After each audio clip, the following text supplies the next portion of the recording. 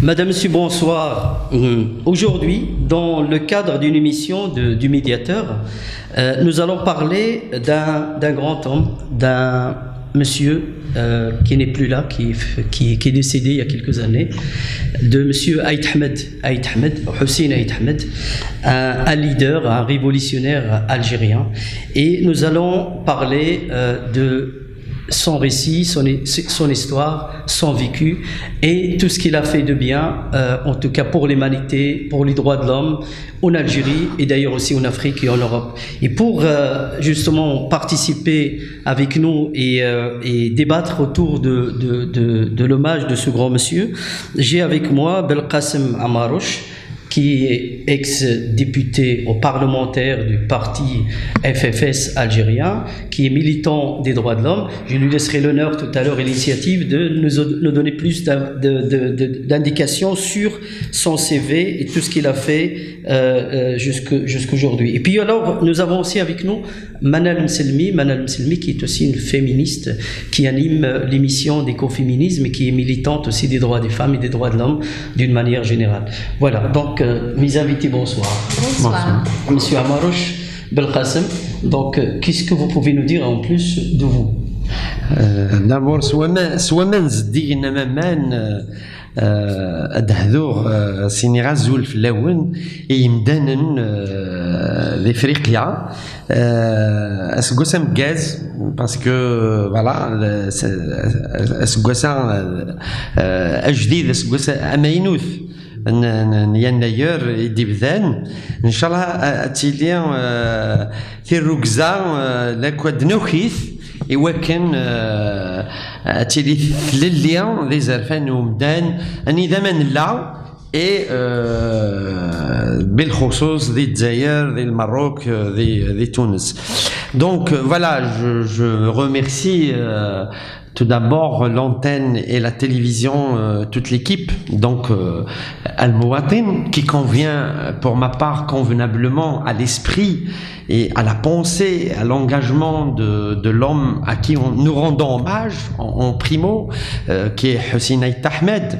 Donc Al Mouatin, cette citoyenneté, ce citoyen éveillé. Donc voilà, je suis là évidemment d'abord comme un citoyen engagé pour les questions de la citoyenneté et des droits de l'homme.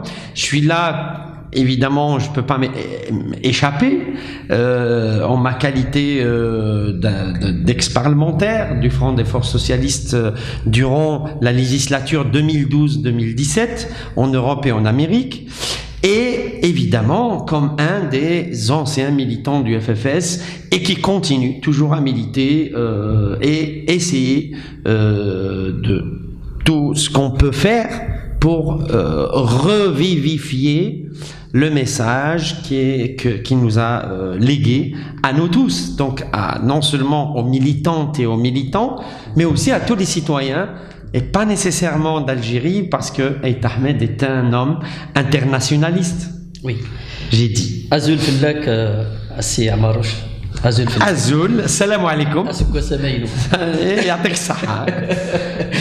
Madame Selmi, qu'est-ce que vous pouvez nous dire encore sur votre CV ou votre présentation par rapport à ce que vous avez dit précédemment? Donc, je pense que les téléspectateurs me connaissent à travers la chronique écoféminisme. Donc, je suis une militante des droits de l'homme, l'égalité hommes-femmes et l'écoféminisme aussi, la planète. Donc, je m'occupe aussi de tout ce qui est changement climatique. Et après la révolution arabe, tout ce qui s'est passé dans le monde et particulièrement la Tunisie, parce que je suis aussi tunisienne, donc tout ce qui est droits d'homme, droits internationaux et particulièrement les droits hommes-femmes, ça m'intéresse et je suis quelqu'un qui défend les droits de l'homme, peu importe les origines, les religions et les appartenances politiques ou ethniques. Voilà. Merci Madame Selmi. La première question à Monsieur Amarouche, qu'est-ce que vous pouvez nous dire de ce grand monsieur, Monsieur Allah Yarhamou, Monsieur Aït Ahmed, ou Hussein Aït Ahmed? Ben voilà, le nom de Hussein Aït Ahmed, il est gravé dans les mémoires de toutes les générations. D'ailleurs, je rends hommage en même temps, par la même occasion, à des militants.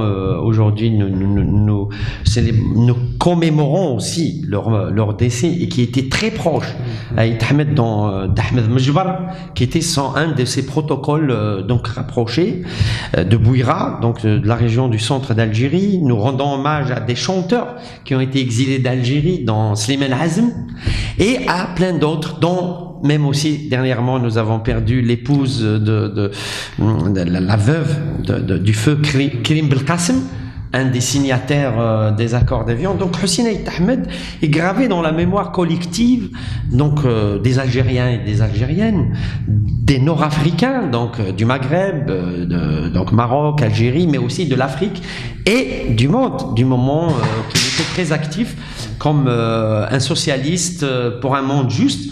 Donc cet homme, c'est une pensée, c'est une action, mais c'est de l'éveil, et c'est un pédagogue. Donc personnellement, je l'ai connu à travers plusieurs reprises.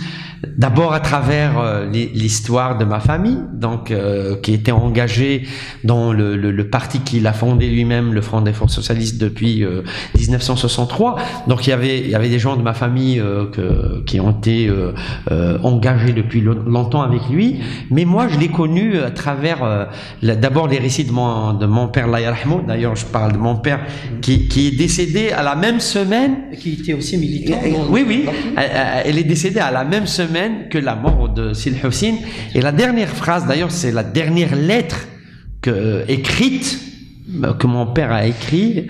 Elle était destinée à Hussein Aït Ahmed, et la phrase qu'il m'a dit quand il a entendu l'information, c'est la même semaine. Il est décédé le 30 décembre, mon père, et Aït Ahmed est décédé le 24.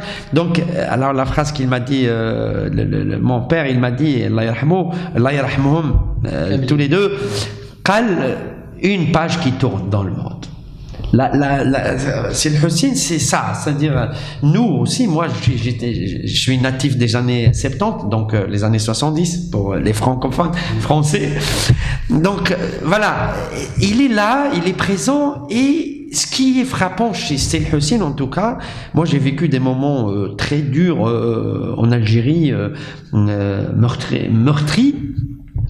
Alors des fois, il faisait. Moi, j'étais au siège national du FFS, et il nous appelait au téléphone pour demander nos nouvelles. Comment vous allez? Donc, il demande les nouvelles des simples ouvriers, les nouvelles même d'un militant, d'un militant même inconnu. C'est-à-dire, alors dans ses livres, on voyait ça même dans ses livres, dans les bas de page par exemple, il mettait en valeur les militants de la mouvance nationale, donc contre le colonialisme français. Il les mettait en valeur dans les bas de page. Vous allez voir, il raconte pas mal de petites choses, et dans ces rencontres, donc il peut vous faire des pages, des livres, des bibliothèques entières sur X, Y, Z, que ce soit les Algériens, les Marocains, les Tunisiens, même les Européens, qu'on connaît pas à travers les moyens médiatiques. Et lui, il donnait de l'importance, donc ce qu'on appelle à l'humain. Mais il était comment, un leadership, disons, démocratique, autocratique, lisfère? Il était comment? Aït Ahmed, c'est aussi un homme qui est, on va dire, donc il était très engagé pour l'humain, parce que déjà, il a été nourri par une spiritualité d'éveil. C'est un descendant d'une des grandes confréries soufis du Maghreb, qui est la Rahmaniya. Et son grand-père, par exemple, c'est un lieu de pèlerinage. Donc c'était un sage. Cheikh Mouhamadou Hussein, c'est une référence donc dans la poésie, une référence dans la sagesse, une référence dans la pédagogie et l'éducation. Et d'ailleurs, donc il a été nourri. Donc il est enterré dans ce lieu, dans ce petit village. Sil Hussein, donc il a revivifié, même à travers sa mort, il a revivifié tout l'héritage culturel et cultuel du Maghreb, et spécifiquement de l'Algérie, plus particulièrement de la Kabylie. Il a commencé ses actions de militant justement dans les scouts, où il était dès l'âge de 16 ans, il était déjà engagé. Alors c'était le stratège de la révolution, c'est-à-dire avant qu'on arrive au déclenchement de la révolution algérienne le 1er novembre, il faut pas oublier que Sil Hussein était un engagé de l'un des premiers partis politiques, si ce n'est pas le premier, mouvement nationaliste nord-africain, l'étoile nord-africaine, qui a revendiqué l'indépendance de l'Algérie. Donc lui, il a même, alors ce qui est fort en lui, c'est une personne qui n'aime pas l'injustice. C'est-à-dire, il dit les choses vraies parce qu'il est attaché aux valeurs. Alors, par exemple, avec Messali El Hadj, qui a fondé l'étoile nord-africaine, donc avec les Tunisiens, les Marocains et les Algériens, pour revendiquer l'indépendance des trois pays face au colonialisme français, Aït Ahmed était parmi les gens, donc parmi tant d'autres, qui ont revendiqué plus de libre expression à l'intérieur même de l'organisation dans laquelle il faisait partie. Et une de ses phrases très connues quand il est devenu, après l'indépendance, donc quand il était même ministre, oui. vice-premier ministre, oui. Donc de la première équipe de l'Algérie indépendante, il a quitté les bancs, il a quitté les bancs de la constituante et du gouvernement dont il faisait partie, et il a dit un homme politique pose ses conditions. Donc, dans cette sphère, Aït Ahmed, il badine pas avec les valeurs. Donc, et la première valeur, c'est l'humain. Partout, là où il est. Donc, la cause palestinienne, il a défendu. Le Maghreb, il était fort attaché à un Maghreb démocratique. Donc, il a lié, par exemple, la question de Tamazight. Oui, donc, la question de liberté linguistique sont liées à la démocratie. La question de l'identité, donc algérienne, est liée à la démocratie. Donc, par conséquent, un réel état de droit, séparation des pouvoirs, égalité entre hommes et femmes dans le droit. Donc, toutes ces questions, donc il les a abordées. Alors, il y a trois piliers qui lui tenaient toujours à cœur, en tout cas de mon propre vécu. C'était la jeunesse, les femmes et l'immigration. Donc la communauté, les communautés donc des trois pays, surtout nord-africains, donc à l'étranger, ils tenaient à ça, que c'est des piliers pour qu'il y aurait de l'éveil, une citoyenneté active et engagée pour une réelle démocratie, non seulement en Algérie, c'est-à-dire oui. surtout dans le Maghreb, mais dans le monde, qu'il y aurait un monde juste. Est-ce que c'est vrai que Aït Ahmed a commencé justement à partir de l'âge de 22-23 ans par des chants patriotiques amazirs, justement, avant même embrasser sa carrière politique quelques années plus tard? Aït Ahmed, vous savez, c'est un communicant, donc il communique selon les niveaux de conscience, selon les lieux dans lesquels, tu sais, je vais vous raconter juste des choses de mon propre vécu. Oui. Comment, par exemple, ma grand-mère me disait vous celui qui maîtrise les 7 langues. Oui. Donc c'était la personne référence dans l'Algérie des années 60, 70, jusqu'au même aux années 80, c'était l'homme politique qui maîtrisait le plus de langues. Et, voilà. Donc, alors on disait ça parce que c'est quelqu'un qui communique selon l'oreille. Donc, par conséquent, pour que le message arrive, il le transmet à tous les niveaux de conscience. Et les lectures, par conséquent, les lectures varient. On peut lire par exemple son message qui est adressé donc au moment où il y avait un travail dans le parti. Donc il adressait un message aux militants, mais chaque militant peut le lire à son niveau, à son degré. Et même c'est un message qui est destiné même au public, indirectement. Et le public l'écoute parce qu'il y a du subtil et de la poésie même. À tous les niveaux, c'est-à-dire on peut le lire à tous les niveaux, il est bien respecté même par ce qu'on appelle ses ennemis, mais il était un féroce défenseur de la démocratie face à des régimes autoritaires. Je reviens sur ces détails qui sont très importants justement dans l'histoire de Aït Ahmed, et on va parler un peu aussi de son incarcération, etc.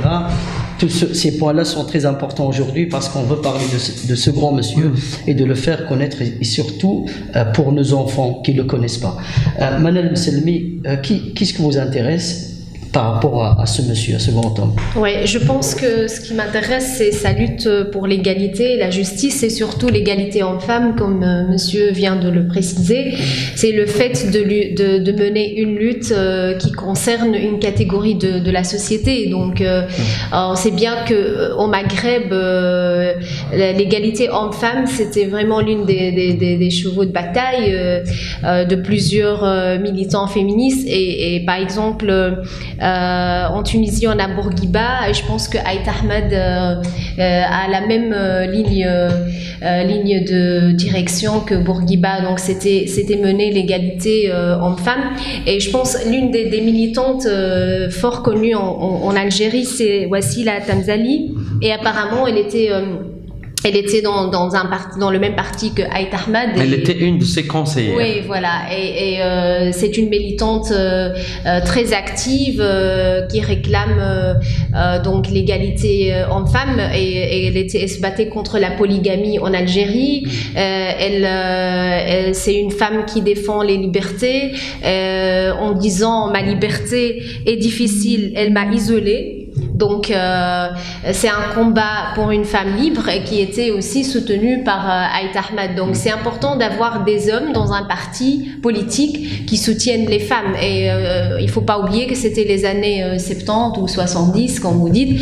Et ce sont des années assez difficiles pour l'Algérie et surtout la lutte contre l'intégrisme religieux et le terrorisme. Et donc, l'égalité homme-femme, c'était un combat qui était mené en fonction du courant politique et religieux. Et donc l'un des militants qui soutenait cette égalité, c'était Aït Ahmed. Et bien sûr, avoir une femme comme conseillère, qui est militante féministe, ça montre sa volonté de mener ce combat à côté des femmes. Oui. Madame, Monsieur, nous allons entamer une pause de 5 minutes et on va revenir justement pour débattre encore et discuter de Monsieur Aït Ahmed, rahimahullah. Merci.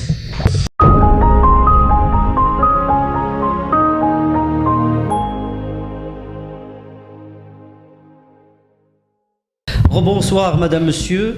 Nous avons le plaisir en tout cas d'accueillir Ahmed Laouch, qui est député et chef du groupe socialiste à la Chambre, qui nous rejoint pour participer à ce débat sur l'hommage fait à Aït Ahmed ce soir avec mes deux autres invités, Manal Mselmi et Amarash Belqasem.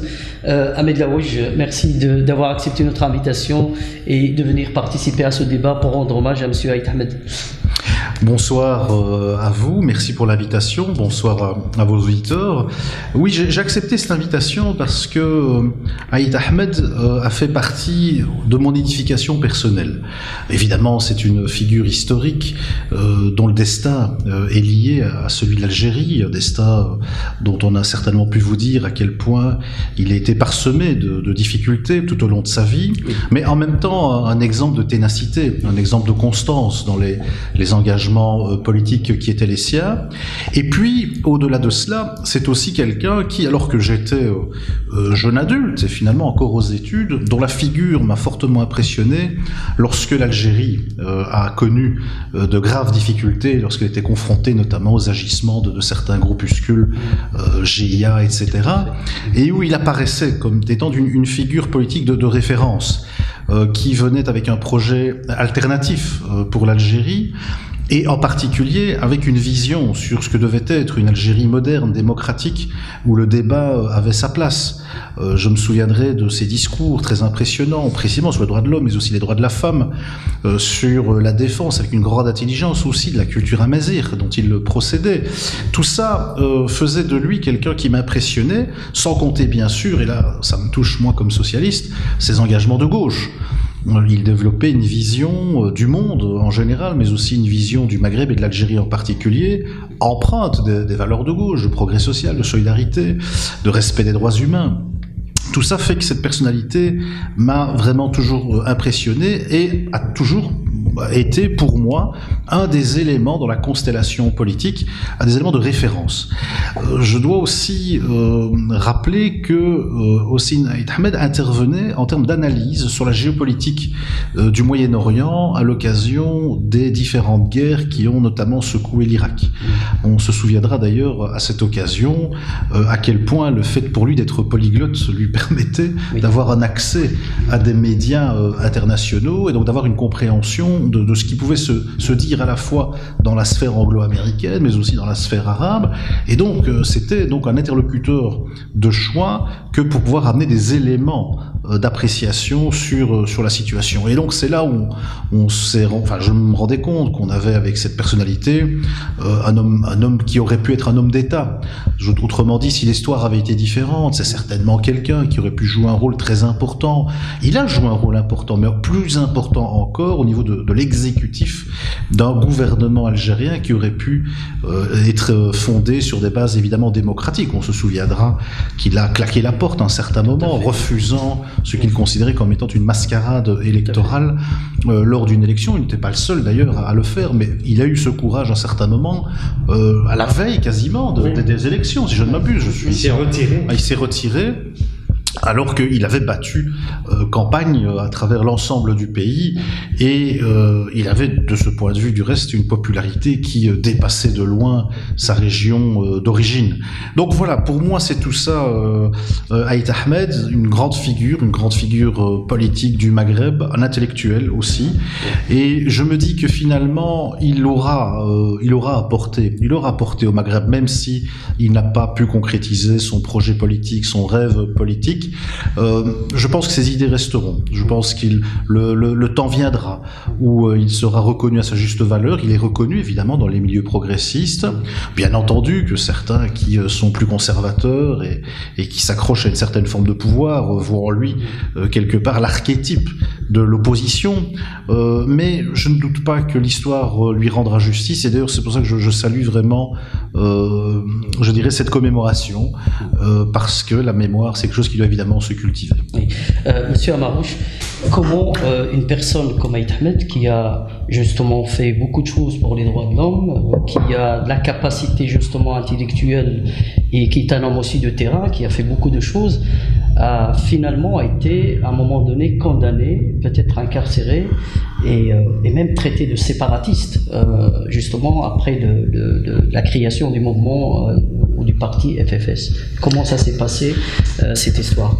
D'abord, merci à notre camarade, à mon camarade, Ahmed Awed. Je suis très heureux d'être entre, disons, des citoyens qui sont attachés à ces valeurs pour lesquelles Aït Ahmed s'est vraiment acharné. Donc, qui est cette citoyenneté d'éveil, c'est cet esprit d'internationaliste, c'est-à-dire qui est pour les libertés, pour des États de justice. Donc justement, Aït Ahmed, qui était on va dire, dans notre mémoire collective algérienne en tout cas, on l'appelle un des historiques, bien qu'il n'aime pas ce mot, parce que pour lui, le vrai homme historique, c'est ce peuple, c'est le peuple qui s'est engagé. Donc voilà, les 9 historiques qui ont déclenché cette révolution. Aït Ahmed a été condamné à mort par le pouvoir algérien dans les premières années donc de l'indépendance de l'Algérie. Alors Aït Ahmed a été poussé à l'exil. À l'exil. Donc Aït Ahmed aussi, voilà, mais par cette force d'une citoyenneté éveillée et engagée et communicante et liée avec toutes ces forces, il a pu rester vivant dans la mémoire collective du peuple. Même si physiquement, peut-être on le voit, c'est pas tout le monde qui le voyait, mais il est resté en contact. Et à chaque fois, justement, il y a cet appel pour l'Algérie, il est présent. Donc, il tenait à une Algérie unifiée, mais en respectant toute la pluralité dont elle dispose. Il a quand même vécu, il était attaché à un Maghreb démocratique. C'était un homme qui était présent dans toutes les rencontres des partis socialistes et de gauche de l'Afrique du Nord. Et il stimulait ses concitoyens, donc ses confrères marocains, tunisiens à être unis, parce qu'il était aussi quelqu'un qui était derrière, on va dire la stratégie menée par les pays d'Afrique du Nord dans le premier congrès de Bandung. Donc, il a même incité ses collègues marocains et tunisiens à louer, par exemple, un local ensemble pour faire le lobbying pour le premier congrès de Bandung, donc des pays non alignés. Il était aussi avant-gardiste, et notre camarade l'a rappelé, pour beaucoup de questions d'actualité internationale d'aujourd'hui, la question irakienne, la question palestinienne, la question de l'Afrique, dont on ne parle pas. Alors, un de ses premiers livres, c'est l'afrofascisme. Donc là où il a averti que la dictature, donc quand on a des dictatures, la pauvreté va s'agrandir, la paix elle sera inexistante, par conséquent il y aura une dislocation des États. Donc ça c'était la thèse doctorale qu'il a soutenue. Donc c'était quelqu'un qui était pour les valeurs, c'est-à-dire voilà, et même à l'intérieur, on va dire, comme je vous ai dit, moi je l'ai connu aussi par des petites rencontres et tout, quand il venait dans ma ville natale en tout cas, il s'intéressait pas aux grandes figures emblématiques, il va s'intéresser par exemple à l'ouvrier, comment il fait, qu'est-ce qu'il fait, ses conditions de travail, il va aller voir une femme de ménage, est-ce que vraiment elle a toutes les commodités nécessaires pour faire ça. C'était quelqu'un qui éveillait à tout. Et même, voilà, la question de l'éco-développement, l'éco-socialisme, il était un avant-gardiste pour ses idées, et il était un des vice-présidents de l'Internationale socialiste. Donc il faut pas l'oublier, c'est-à-dire un partenaire essentiel de toute la gauche, non seulement donc africaine, mais aussi européenne et autres.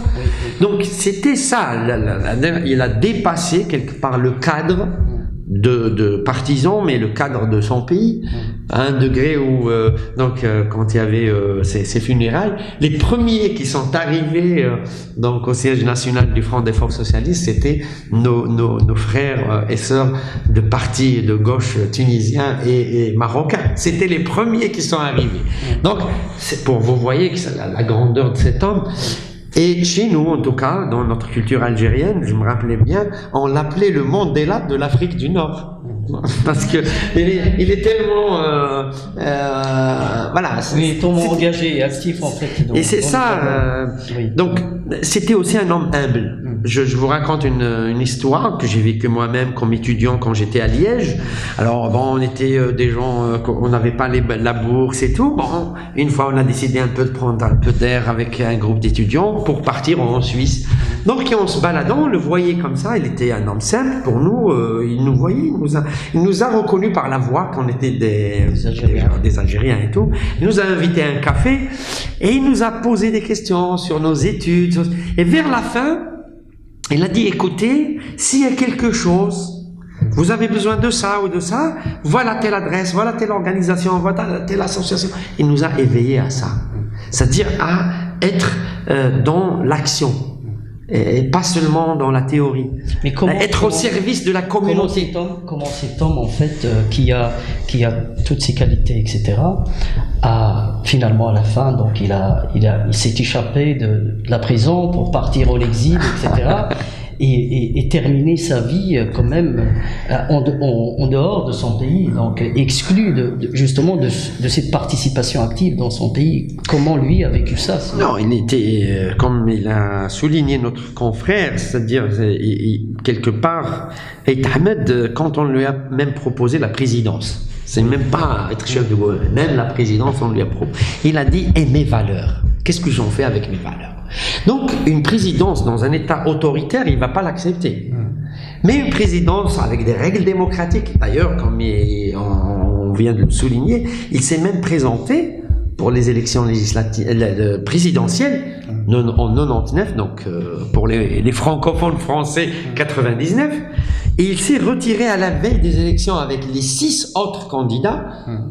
parce qu'il n'y a pas toutes les conditions nécessaires pour un déroulement démocratique clair, net et honnête du suffrage universel que toutes les démocraties donc ont connu ou connaissent déjà.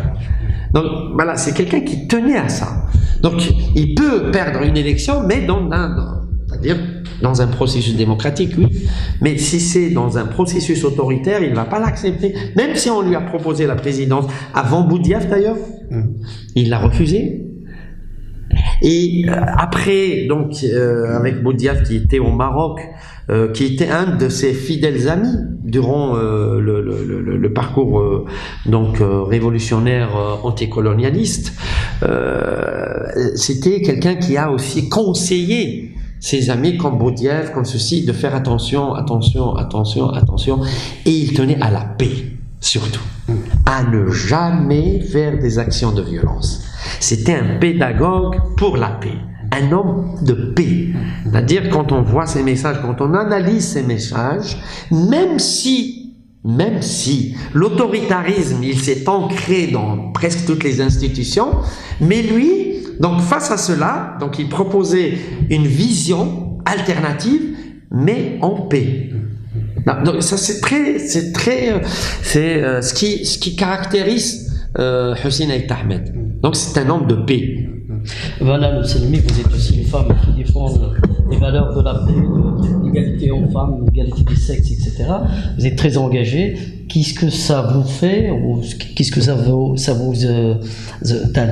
induit en fait le comportement, soit le militantisme d'Ait Ahmed, qui a aussi justement travaillé pour la femme, qui a aussi milité beaucoup pour les droits de la femme, etc. Vous, en tant que féministe.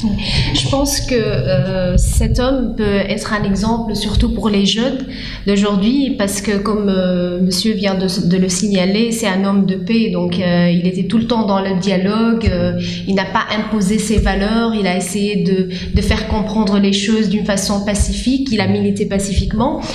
Non seulement ça, mais aussi on l'a appelé le père du printemps algérien. Donc en Tunisie, on a eu le printemps arabe qui était aussi avec une démarche très pacifique et avec un militantisme pour les droits de l'homme. Et je pense que Hussein Ait Ahmed s'inscrit dans la même optique, où il est engagé pour la paix et pour une Algérie ouverte, pour les traditions, pour une identité donc algérienne.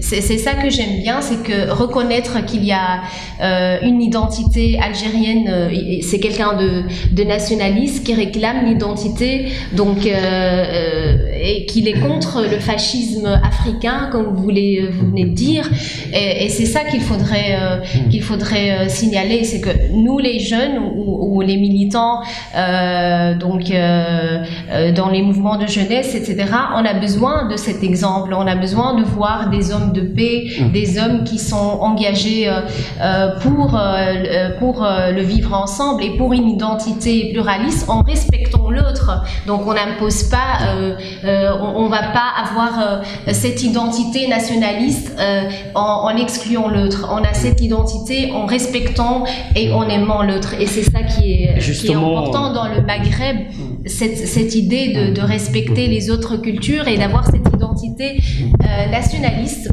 maghrébine, que ce soit algérienne, tunisienne ou marocaine, et l'identité du Maghreb et de l'Afrique et arabe. Mais on a toutes ces identités dans une seule identité, il faut les réclamer. C'est ça qu'il faudrait faire. Justement, ce soir, donc, Manal Selmi, vous êtes belgo-tunisienne, monsieur Amarouche qui est belgo-algérien, et monsieur Ahmed Laouij qui est belgo-marocain. Et donc, nous avons ici les trois, disons, pays du Maghreb, pas le Grand Maghreb. Et Ahmed Laouij, comment vous voyez en fait le futur ou l'avenir en fait du Maghreb, justement, avec tout ce qui se passe actuellement, comme divergence, comme les conflits, justement, et que Ait Ahmed, lui, a passé sa vie justement à défendre cette vision d'un Maghreb uni. C'est un combat de longue haleine, hein. Ne tournons pas autour du pot. Il va falloir redoubler d'efforts, considérant la situation particulière de chaque pays, considérant la géopolitique globale du bassin méditerranéen, considérant aussi les réalités de chacun des pays. Cela étant, nous n'avons pas le choix. C'est-à-dire qu'il faut à un certain moment que du côté des pays du Maghreb, l'ensemble, chacun avec sa singularité, ils se rendent bien compte que des grands ensembles géopolitico-économiques sont en train aujourd'hui de renforcer leur intégration.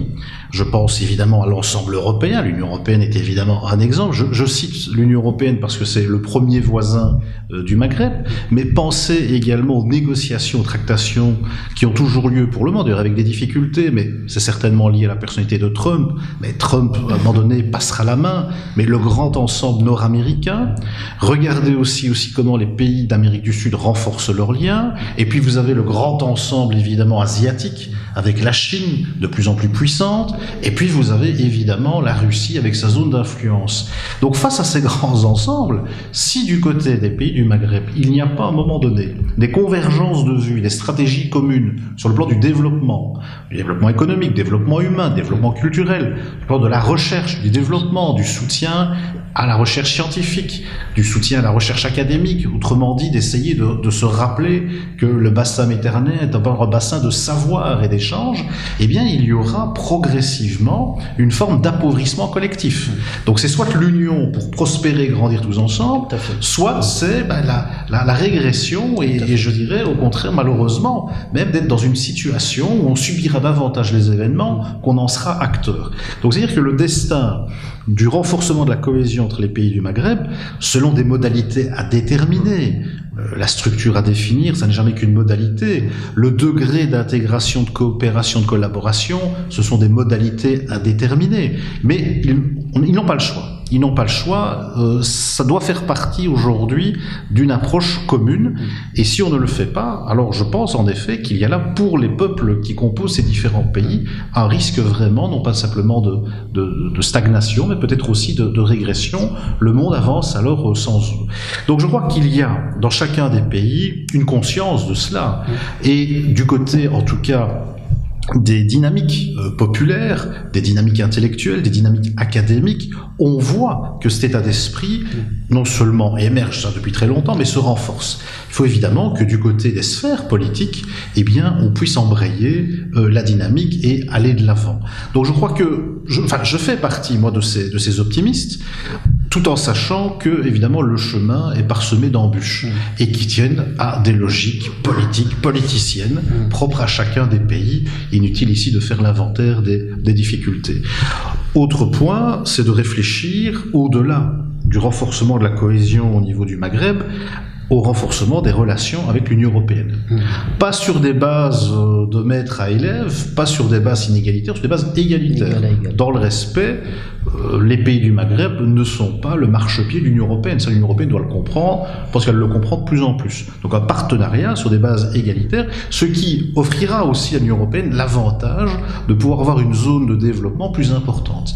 Et bien entendu aussi pour les pays du Maghreb de disposer avec l'Union européenne d'un partenaire privilégié sur le terrain économique, comme je le disais tout à l'heure, mais pas uniquement, aussi sur le terrain des savoirs, sur le terrain culturel, sur le terrain du développement humain. Donc moi, je vois ce grand ensemble de l'Union européenne et de l'Union du Maghreb pour précisément développer un axe central qui soit autour de la Méditerranée et finalement pour renouer avec l'histoire du bassin méditerranéen, parce que, à bien se rappeler l'histoire, c'est à travers le bassin méditerranéen que les échanges de savoir ont pu permettre à l'Union européenne, à l'Europe de l'époque, de se développer, d'être aujourd'hui finalement un des axes, des endroits majeurs à l'échelle planétaire où on cultive le savoir, le développement. Donc tout ça, me semble-t-il, est quelque chose d'essentiel et de vital. J'ai beaucoup apprécié le raisonnement sur le nationalisme, et au fond, Hossein Ahmed incarne bien cela. C'est-à-dire que c'est un nationalisme patriotique. C'est pas un nationalisme dirigé contre les autres, un nationalisme pour permettre à l'Algérie d'accéder à son indépendance. Et donc, autrement dit, sans être amené d'une manière ou d'une autre à être fermé à l'autre d'abord à l'intérieur de l'Algérie, dans toutes ses composantes, dans toute sa variété, mais également aux autres, et en particulier aux voisins. Donc autrement dit, c'était pas un nationalisme d'opposition, un nationalisme d'ouverture.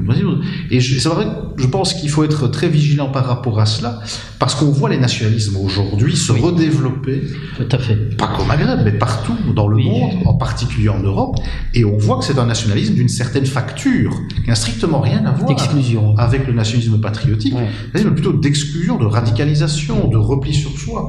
Et donc on est vraiment aux antipodes de ce qu'incarnait Hossein Ahmed dans ses combats. Oui. Hossein Ahmed, en fait, en tant que militant, justement, en tant que porteur du projet du Maghreb, etc., vous êtes aussi un militant des droits de l'homme. Quelle est votre vision par rapport à la situation du Maghreb actuellement et comment, comme vient de dire Ahmed Daouche, comment justement converger et travailler ensemble pour un avenir meilleur pour le Maghreb? D'abord, je m'associe à l'optimisme de mon camarade, c'est-à-dire je partage entièrement l'analyse qui est faite concernant les relations euro-maghrébines. C'est-à-dire il faut que, on va dire, injecter de la sagesse et de l'humain et aussi le respect dans la relation. Et ça, je pense, une fois qu'on a compris, on va dire, ces valeurs, on peut agir en conséquence d'une manière sereine et responsable. Et c'est un appel d'abord à mes confrères et consoeurs de toute la rive nord-africaine, spécifiquement les pays donc du Maghreb, mais aussi à mes confrères et consoeurs de l'Europe, c'est-à-dire d'agir pour le bien-être de ce qui nous unit, pas ce qui nous désunit. Est-ce que nous souhaitons un monde de demain où les Maghrébins et les Européens vont vivre en paix, ou bien nous souhaitons toujours les tensions, parce qu'il faut parler de cette communauté étrangère dont je vous ai dit, qu'Ahmed tenait à donner de la place à la communauté des Maghrébins qui vivent dans les pays donc hors leur pays. Comment leur donner la place, donc non seulement d'activer dans les pays dans lesquels ils vivent, mais aussi dans les pays d'origine ou parce qu'ils sont porteurs d'une double nationalité ou autre. Donc voilà, ça c'est un travail de fond qui demande peut-être des ateliers d'action, pas seulement de réflexion. Oui. Donc alors, concernant votre question des droits de l'homme, oui, la situation des droits de l'homme n'est pas reluisante aujourd'hui dans le Maghreb, en tout cas pour ma part en Algérie spécifiquement. Donc il y a des grèves, il y a des enseignants qui n'ont pas été payés à temps, des enseignants qui travaillent toute une année pour être payés en fin d'année. Donc c'est des choses, je trouve qu'il y a, en tout cas par mon expérience de parlementaire, j'ai fait une petite comparaison par une visite du Parlement régional bruxellois, comment on permet à des concitoyens d'assister au débat des commissions et même des plénières, et comment chez nous un Parlement national, il est fermé sur ses propres concitoyens. Donc c'est des petites choses, oui, peut-être, mais ils ont, on va dire, l'effet de la goutte d'eau dans l'océan. Donc ça va faire des cercles qui vont agrandir cette action donc d'ouverture. Donc je tiens aussi à confirmer, Aït Ahmed c'était ce citoyen, cet homme politique engagé pour une culture d'ouverture, pas pour une culture d'être fermé sur soi. Oui, Manal Selmi. Donc les droits de l'homme, c'est justement comment concevoir les droits de l'homme avec une mise à jour aujourd'hui. C'est pas la question des droits de l'homme, c'est pas être contre, mais comment proposer des solutions, des alternatives, comment ouvrir, faire des solutions beaucoup plus, on va dire, où tout le monde est gagnant. Oui, Madame Selmi, est-ce que Tunisie, Algérie, Maroc, est-ce que vous êtes plus optimiste ou pessimiste par rapport à l'avenir du Maghreb, comme vient de dire les deux amis qui sont optimistes? Votre vision à vous? Non, je rejoins mes amis. Je pense que je suis optimiste Je pense qu'il y a vraiment un potentiel et ce que monsieur vient de signaler, c'est que les Maghrébins hors Europe, ou ce qu'on appelle la diaspora, jouent un rôle très important parce qu'elle a une double culture et elle peut enrichir que ce soit les pays d'origine ou l'Europe en tant qu'expertise dans le domaine scientifique ou dans le domaine culturel ou dans la recherche. Donc c'est vraiment une force incontournable pour ce dialogue entre le Maghreb et l'Europe et je pense que l'histoire nous a toujours réunis. Donc il y a toujours une histoire entre le Maghreb et l'Europe, ce dialogue, cet échange et il y a tellement de programmes et pourquoi pas un Erasmus comme on a l'Erasmus européen, un Erasmus entre Maghreb et Europe et c'est ça qui va échanger et lier les deux peuples et je pense que nous en tant que diaspora on peut aboutir et contribuer à cet échange et je suis effectivement optimiste et on peut échanger aussi entre les différentes universités ou institutions, que ce soit au Maroc, en Algérie, en Tunisie. Donc on a vraiment des richesses et des... Travailler ensemble pour la paix, pour un meilleur avenir. Il nous reste 3 minutes, je donne 1 minute à chacun pour dire un mot sur Aït Ahmed avant de conclure. Voilà, cultivons sa mémoire, parce qu'en cultivant sa mémoire, on cultive les valeurs qu'il a défendues, promues tout au long de sa vie. C'est le meilleur hommage qu'on puisse lui rendre. Et finalement, rappelons-nous que, quelque part, les faits passent, les idées, les valeurs restent. Merci.